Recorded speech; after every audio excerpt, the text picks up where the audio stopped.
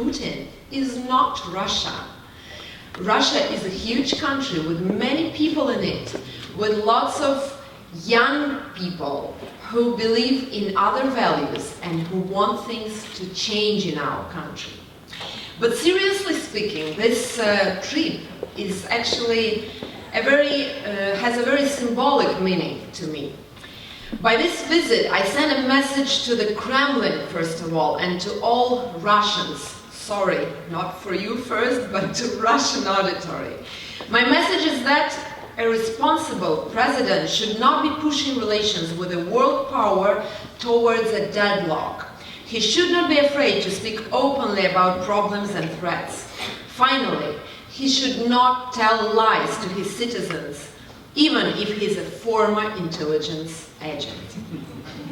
So, let's come back to Russia. There is no problem in Russia other than politics. This is perfectly true for the Russian economy. President Putin is preoccupied with the issue of legal succession. Let me tell you why. This is a fundamental concern for autocrats all over the world. But there is more. Over the past decades, Putin reduced the Russian economy to a private venture of a bunch of people. These people are Putin's most trusted friends and companions, most of them from the Leningrad years. They are also known in Russia like cooperative ozera. And now they are among the most powerful and most wealthy people of Russia. The famous Panama Papers, I think you've heard about them, revealed the exact amounts transacted by them. The amounts seem impressive, with billions here and billions there. Billions, not millions, once again. The mechanics of massive enrichments is straightforward. Putin's companions rob businessmen of their business. You all remember the Yukos affair, of course. A recent conflict around Bashneft oil company is a fresh example of how things are done in Russia. There are much more small examples when people lose their business or hastily pass it on corrupt officials. Or, for example, Putin retainers establish or acquire private companies, which are miraculously successful in winning contracts from both the federal and regional governments in Russia. Or the state simply leases out top oil and gas companies to Putin's close friends for uncontrollable enrichment. The result is pathetic and worrisome, of course. Together, the private companies have a turnover that exceeds 40 billion in only 2016 year. 70% of the Russian economy is controlled by state, and it's a fact.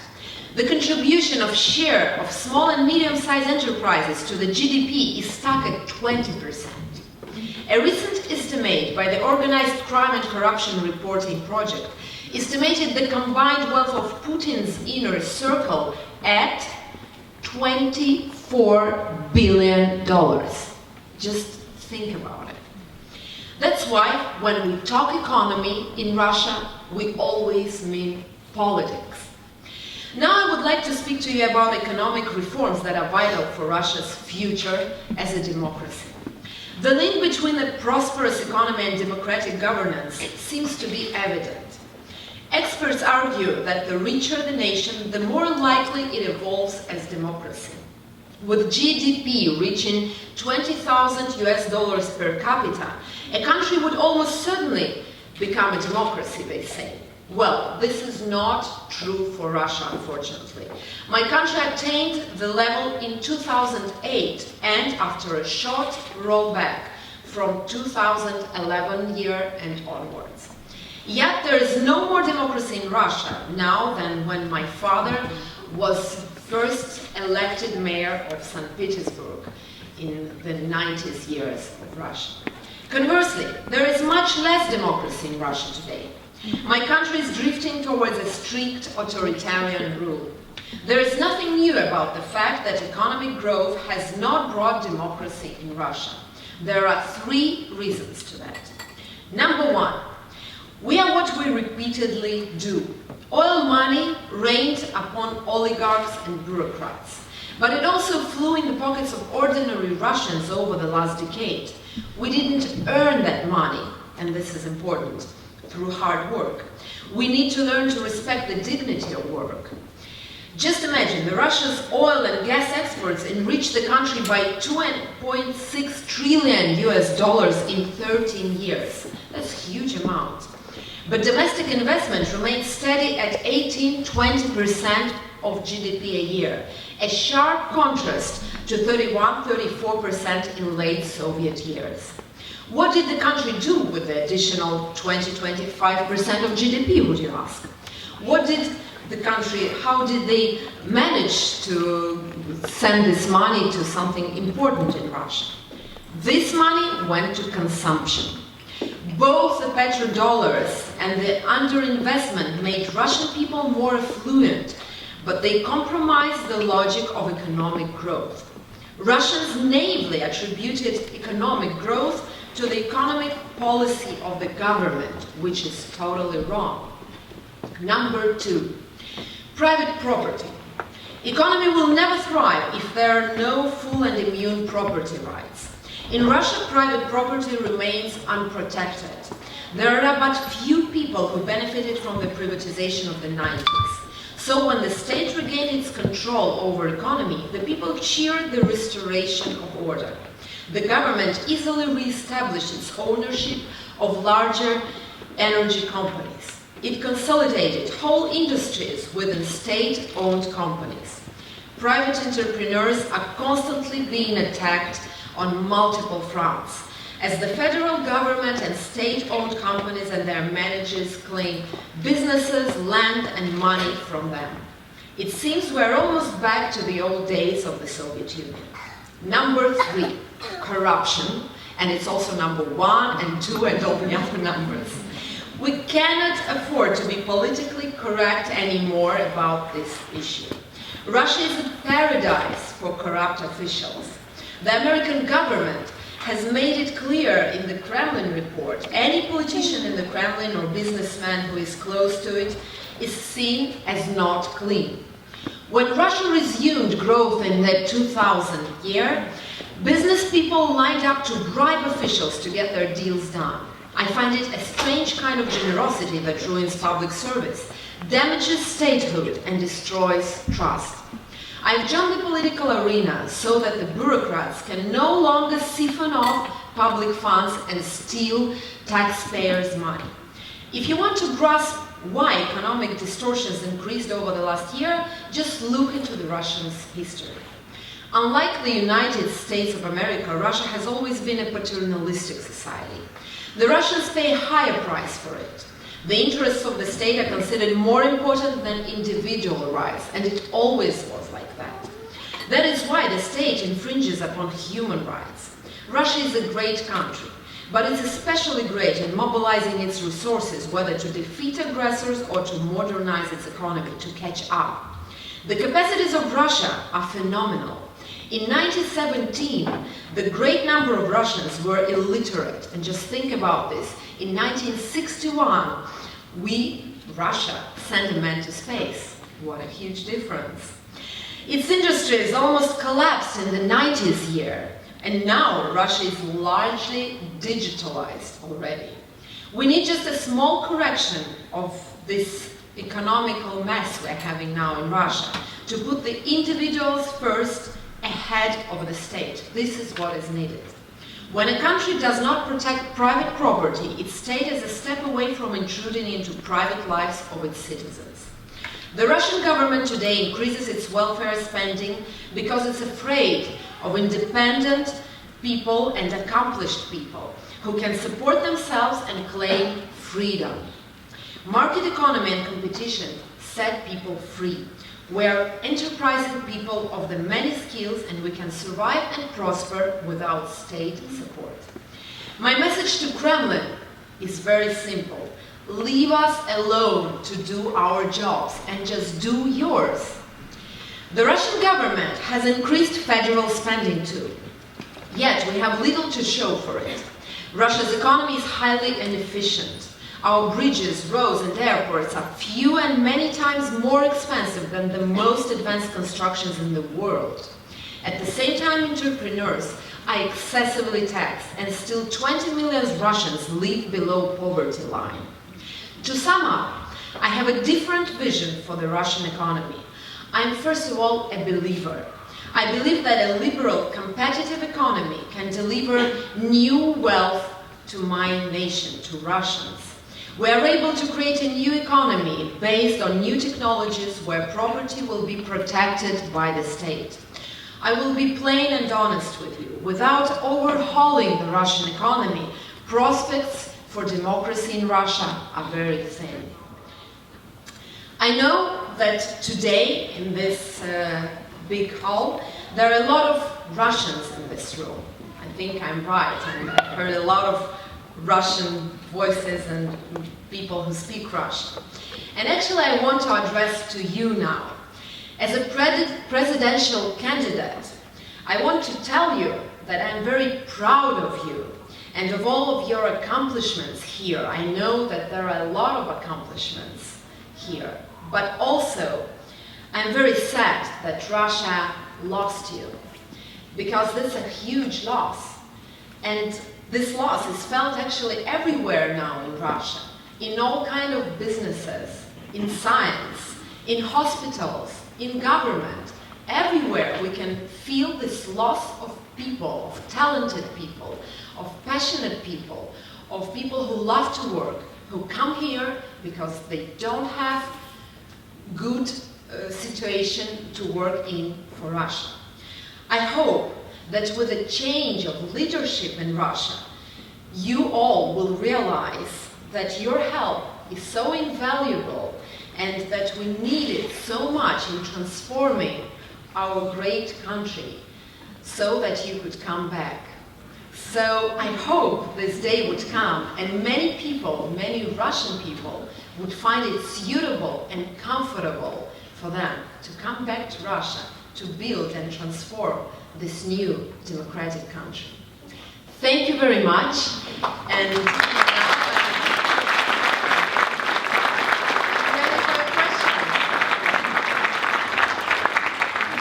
you meet a foreigner, if an opposition leader is photographed with a foreigner, it's already something we can show against him on the TV and show that those people are traitors of their country and they're not patriots. That's a vicious circle. That's not normal. I don't want to come back to the Soviet times when meeting and connecting with a foreigner was something you should be ashamed of and something you should be frightened of. I want to show that I will be another type of politician. I want to open Russia to the world. I want to embrace European values. I want to embrace Western values. And I want to show a new vector of international relations of Russia. And my vector is friendship, cooperation, and reset of our relations with America. Excellent. Now I have a question that I think is on the minds probably of a lot of people in the room. And when you're running for, the Kremlin has been known to make it very difficult for opposition candidates, to even prevent them from running.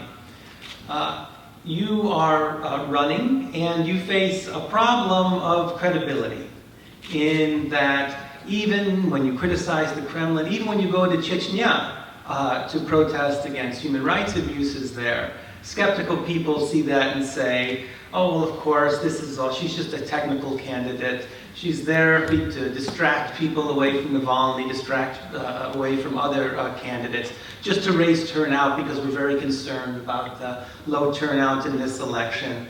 And it puts you in a very difficult situation. So how do you demonstrate that you are truly independent of the Kremlin to try to please those skeptics? Or maybe you don't have to, but I'm sure you've thought about this and have been asked this before, and just want to hear your response. Well, first of all, I think whatever words you can say, they will never be trusted because, you know, we tell lies and we tell the truth with the same words.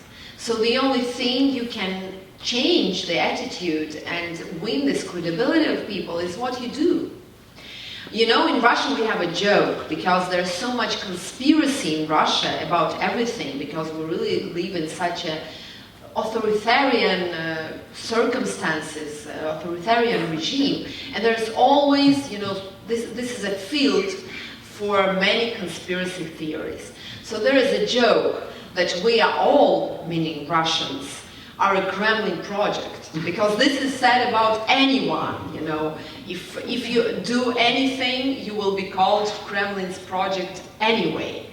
So, I mean, the only thing you can do is go forward and just do your best and show what you are standing for. Because let's be logical.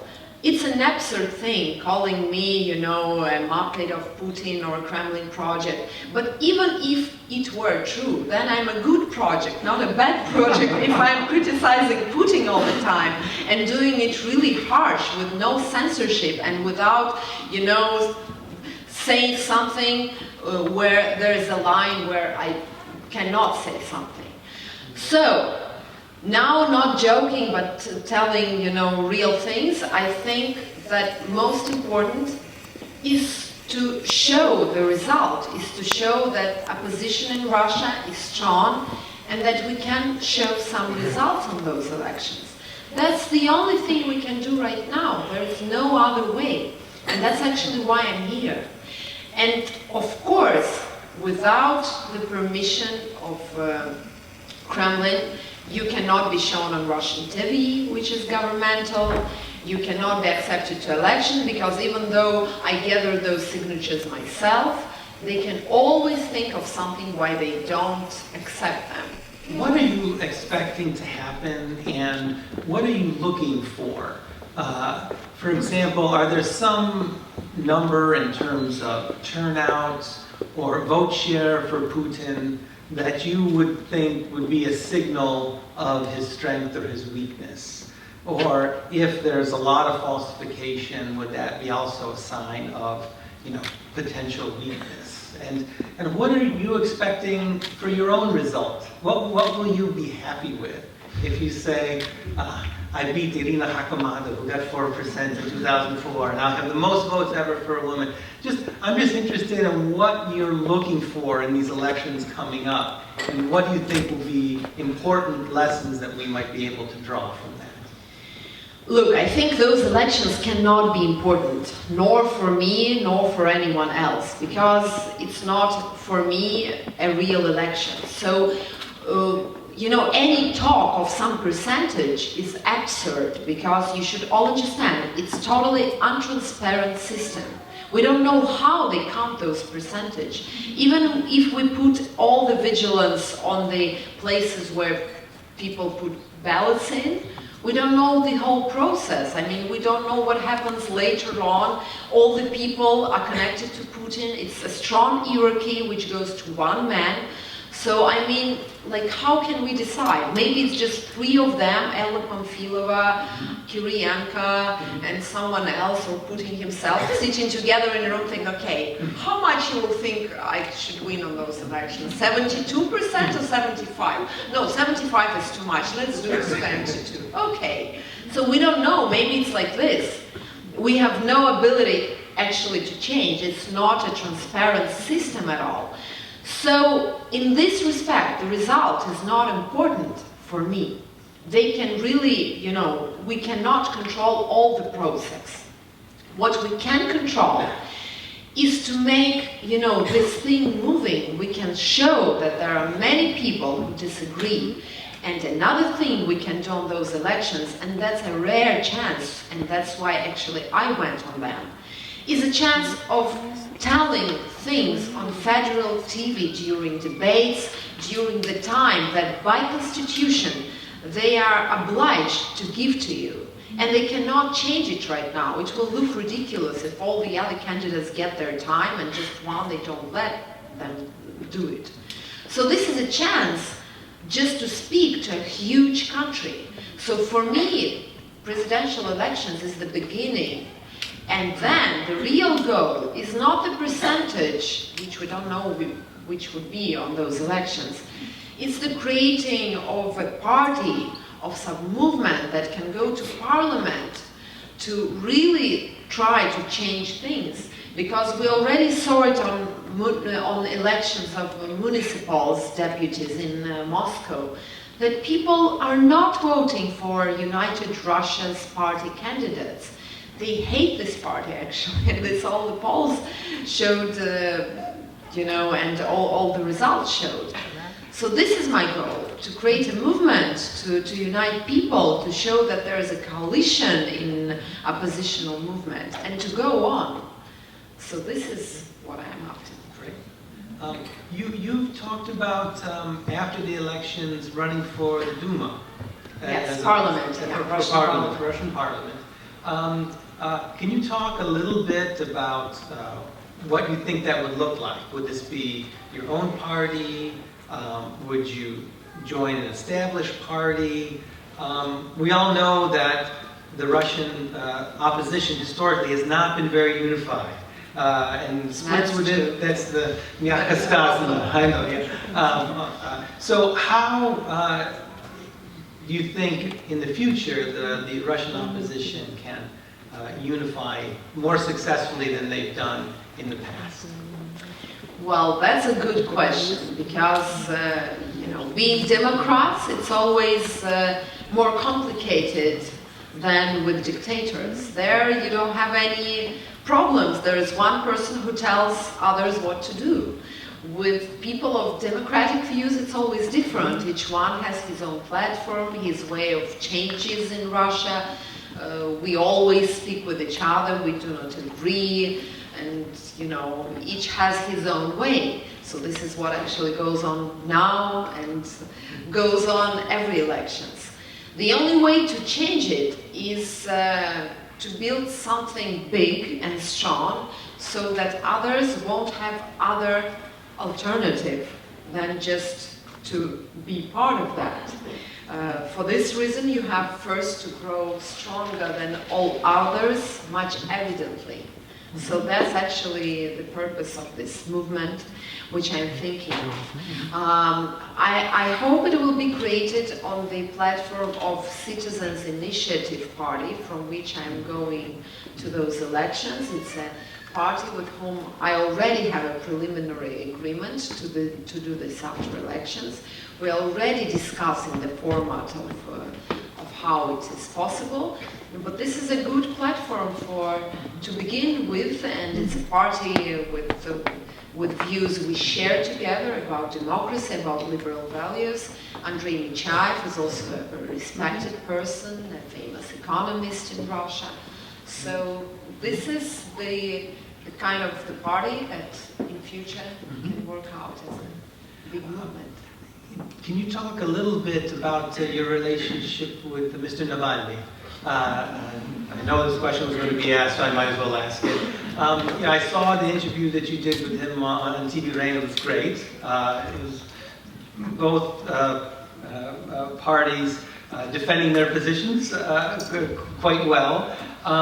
And you came to visit him after you were in Chechnya. So it seems like you're almost like frenemies, in the sense that you are both friends and competitors at the same time. Two strong personalities with very strong visions, but you know, with a lot in common as well.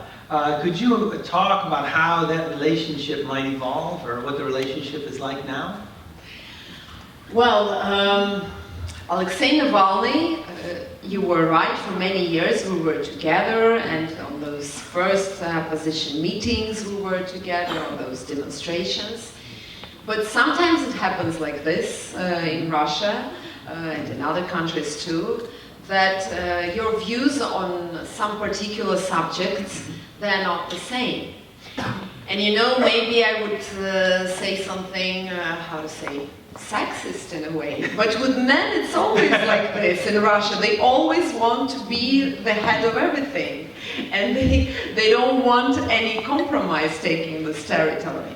Well, I don't agree, because I spoke with Alexei a lot of times before I took my decision, and my position was that, look, let's think over another plan if you will not be led to those elections, because you want to take part, we will do everything so that they register you, but if they don't, which to my mind was quite obvious they wouldn't do it because they created a fake lawsuit not to let him to the elections, then what do we have?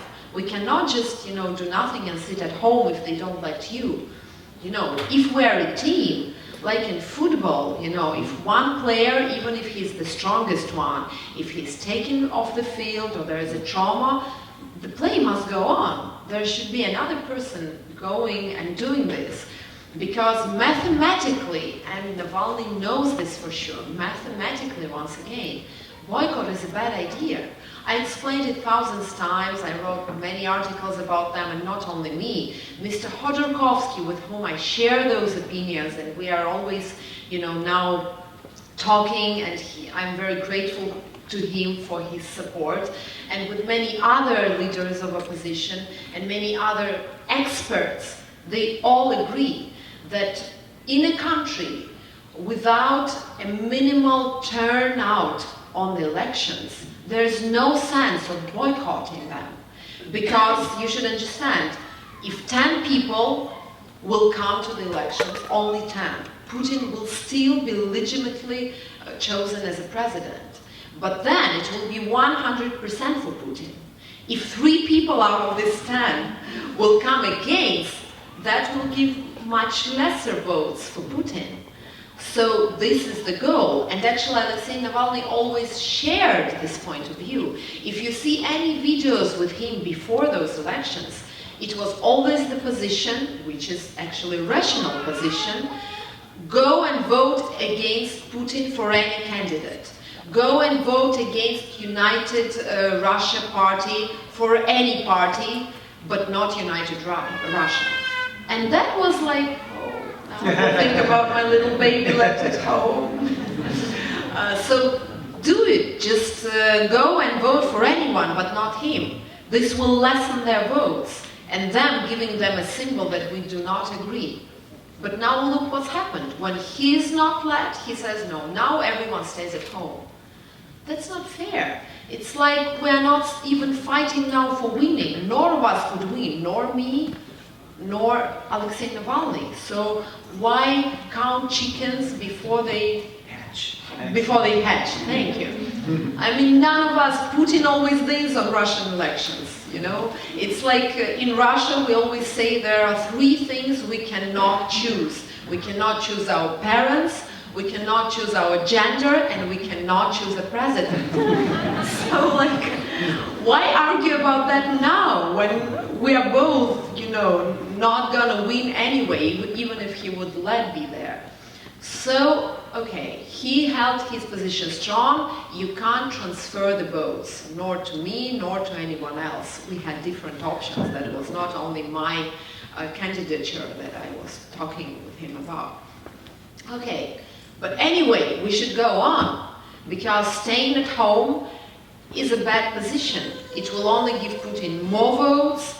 It will be easier for them to fake the turnout, because if people don't come, it's easier to say that they came. And it's a known fact. Everyone knows that. All the experts you can ask about.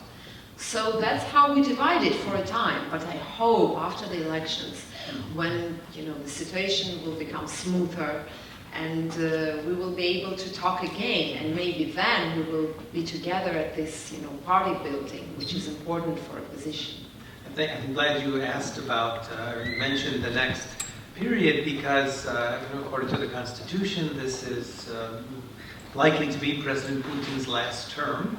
How do you see the dynamics of the potential, because the Constitution could be changed, of course, and he could stay on, but provided that this is the last term, how do you see this transfer of power taking place, and does this give you an opportunity to challenge whoever might be Mr. Putin's chosen successor?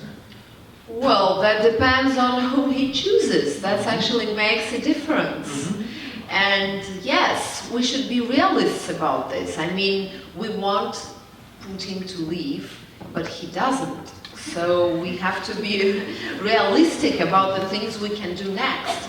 The good answer, very heroic answer, which we have, let's make a revolution. But we cannot. I mean, by all the means we cannot. People do not want that. Lots of people don't share those views, even in opposition. Secondly, their position now on the streets is much lesser than it was in 2011 when I was there, because when we first went out, it was 150,000 people on the streets. Now, with all the repression machine, with all the police on the streets, with all the arrests, there are several thousands on the street. It's you know, it's a huge change. So let's be realistic what we can do during those 6 years. The best idea is to form a soft power within, in the system which we don't like, but there is no other way, to influence Putin, to show that many young people, which is true because mostly our core audience is young Russians for whom it's first time they go to vote, so that we are a power, we do not agree, and it's only more and more people joining us. So you should take into account what we think. And I think that that is a way. Those 6 years, I hope, will be different from those that were before, if we will get a big amount of votes and we will be heard. Secondly, we should do it this way, that if there would be a compromise figure, and I really strongly believe that it will be the last 6 years of Putin, then let's speak about this compromise figure. So if it's, for example, someone like Kudrin, this is a discussable case. If it's someone like Sechin, well, I don't think this is something worth discussing with opposition or with anyone who wants liberal values in our country. So that depends. And this is actually our goal, to influence Putin, to influence the system, to come to a liberalization in this or that form, to make it evident that without it, sooner or later, with any economical problems in Russia, there will be a collapse, a revolution, people on the streets which will be different from us. They will revolt for another kind of things, and much more radical, even much more radical than Alexei Navalny. So no one wants that. So let's keep it, you know, in this framework of discussions and legitimate kind of influence. I have just a couple more questions, and then we'll open it up to the audience. You're a woman running for the presidency of the Russian Federation. Often women candidates play or try to appeal to female voters. You haven't really done that so much. Is that a conscious strategy, or is that just that's just your natural kind of style? Is this something that you think about? I ask in part because my wife studies gender and politics, and she would want me to ask this question. So, well, that's a good question. Thank you for it. Well, first of all, that is true, and that is already statistic. All the polls show it to us that I have a big support of women in Russia, in our country, 20% more than men. So women are supporting me, and this is something important.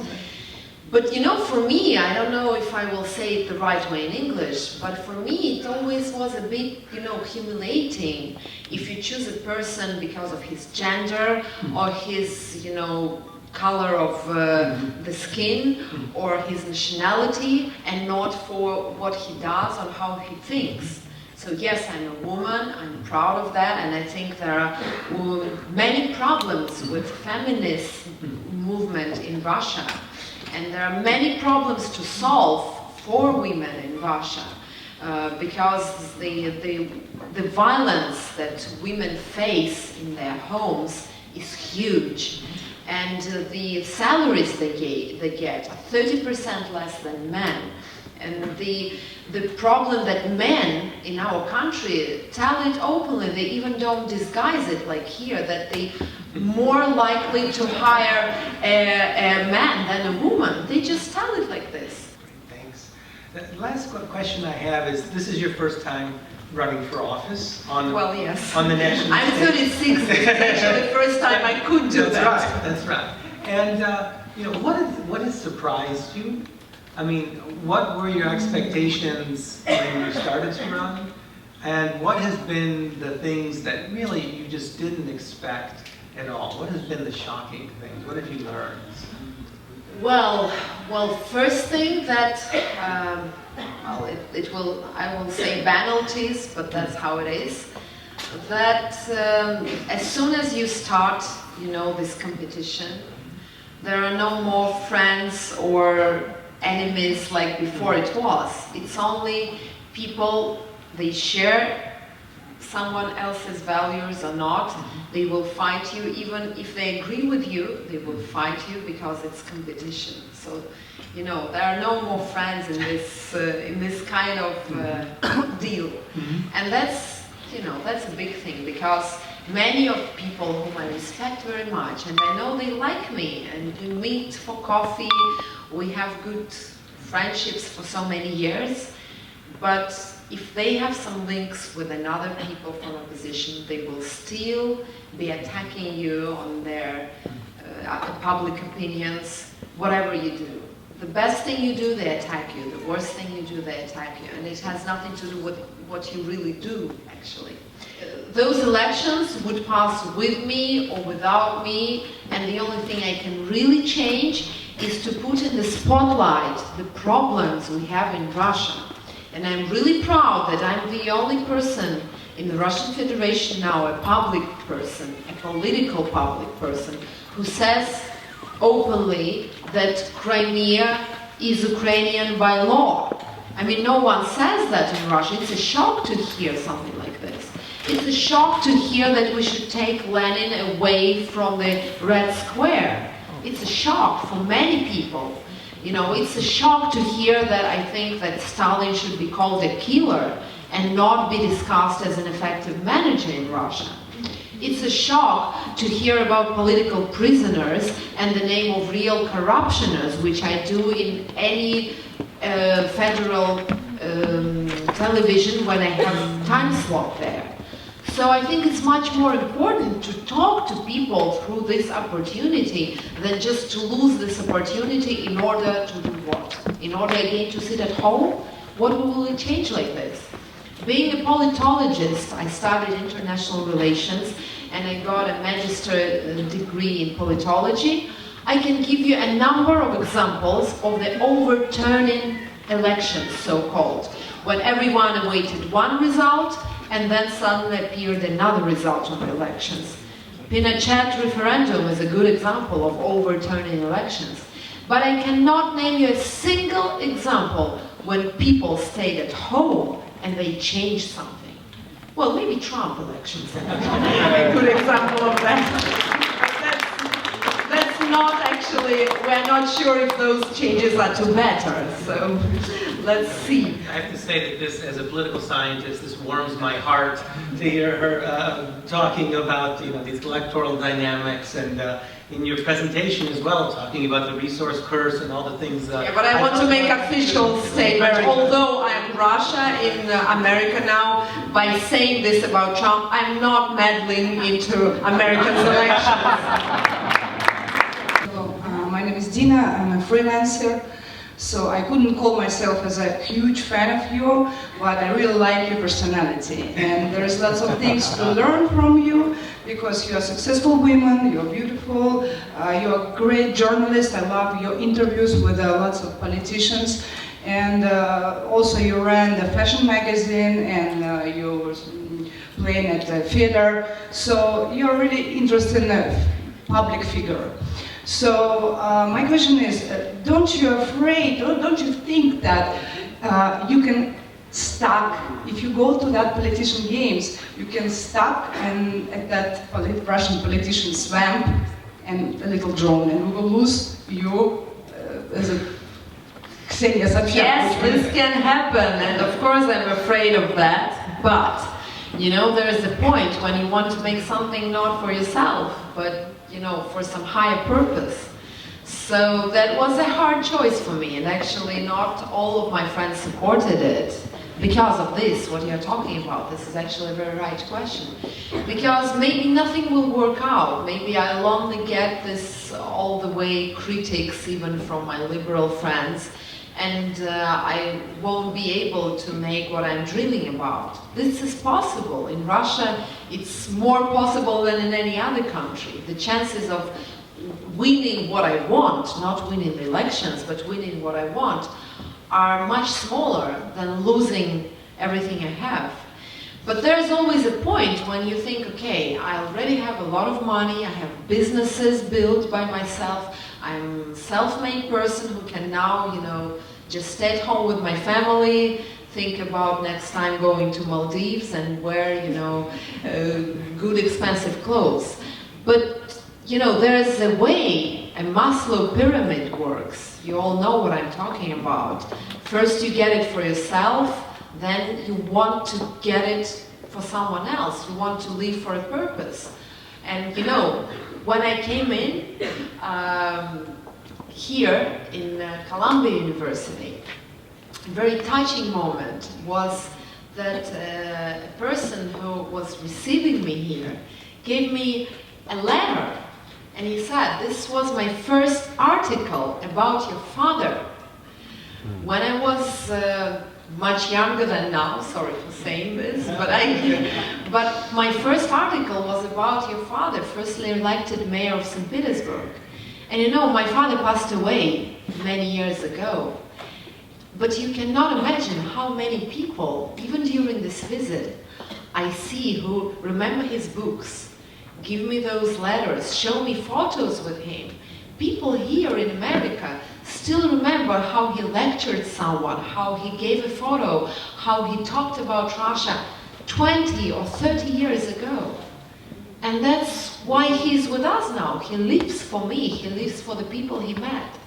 And this is much bigger than all the businesses I could build and all the fashion shows I can visit. And that's why I'm doing it. I want to do something really significant, as my father did. Thank you.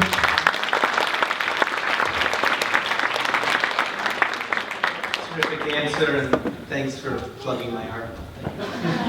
Sorry, it was confidential, but I wanted to share it. It was so touching, really. Over here, please. Ксения Анатольевна, здравствуйте. У меня достаточно короткий вопрос. Как известно, за рубежом живут много граждан Российской Федерации, следовательно, они являются вашими потенциальными избирателями, так как у них есть право голоса. Что вы, как кандидат в президенты, можете предложить этим людям? Мне кажется, ни один из кандидатов не касался темы россиян, проживающих за рубежом. Один из кандидатов встречался в Лондоне с какими-то миллионерами. Но что вы можете предложить обычному простому человеку? Спасибо. Спасибо за ваш вопрос. Я тогда, наверное, тоже отвечу по-русски, раз вы по-русски спрашиваете.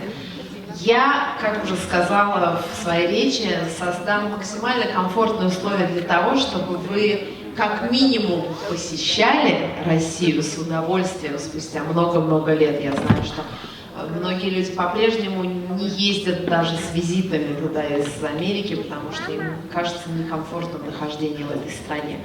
А как максимум я сделаю все, чтобы молодые, талантливые русские люди, россияне, которые уехали когда-то по разным причинам из нашей страны, чтобы они захотели вернуться. И это нужно делать не угрозами, не бряцанием оружием, а делать так, чтобы создавать такие условия, прежде всего экономические условия, чтобы люди сами захотели вернуться и делать что-то для нашей Родины. Вот. Спасибо. Hello, Ksenia. My name is Katya Nadirova. I'm a Columbia-NYU alumna.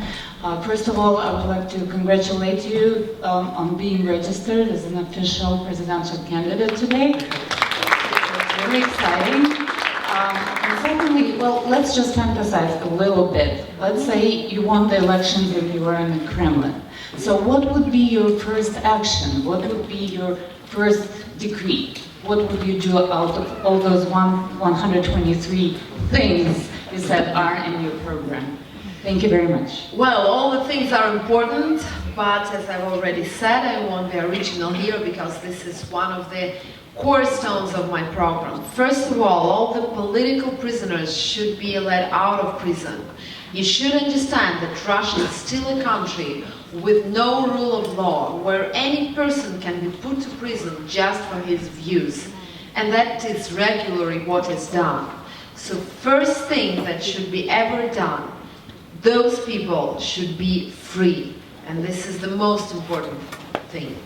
So all the other things, there are so many of them. It's like a question, what is your favorite book? Only a person who read 10 books can answer this. If you read more, it's really difficult to say what is your one favorite. So many things, and I have a big program. You can read it on my site. It says 123 steps, hard steps towards new Russia. And I hope one day this program can be really realized in my country.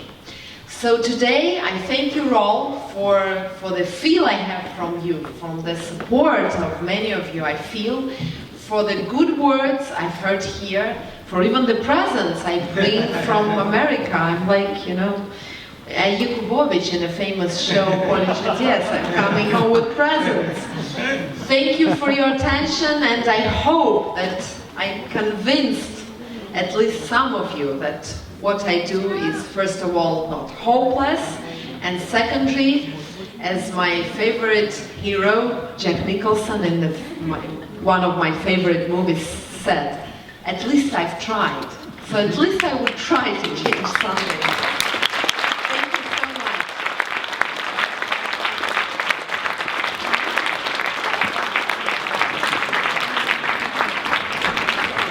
Thank you so much.